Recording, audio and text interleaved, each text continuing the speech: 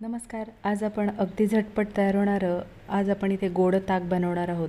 जेवणामध्ये किंवा अगदी दुपारच्या वेळेत अगदी थंडगार असं हे गोड ताक बनवून पिऊ शकता. तर अगदीच कोणी पाहुणे आली तर अगदी झटपट तयार होणारं, अगदी शरीराला थंडावा देणारं गोड ताक ही रेसिपी बनवणार आहोत.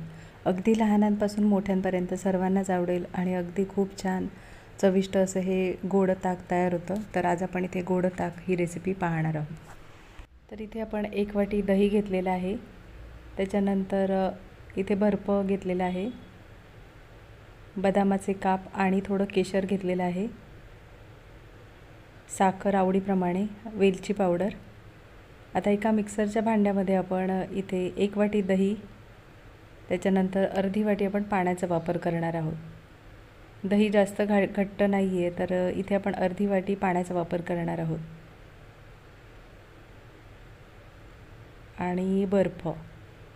खूप छान अगदी थंडगार असं इथे आपण ताक तयार करणार आहोत. आणि इथे आवडीप्रमाणे तुम्ही साखरेचा वापर करू शकता.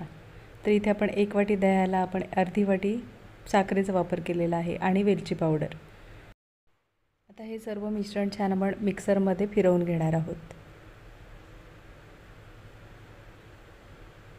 तर इथे मिक्सरमध्ये छान आपण सर्व मिश्रण फिरवून झालेलं आहे आणि आता आपण हे ताक ग्लासांमध्ये ओतून घेणार आहोत. खूप छान अगदी चविष्ट असं हे गोड ताक तयार होतं. तर इथे आपण आता ग्लासांमध्ये ओतून घेणार आहोत. अगदी थंडगार आणि पूर्ण शरीराला थंडावा देणारं हे ताक तयार होतं. नक्की रेसिपी करून बघा.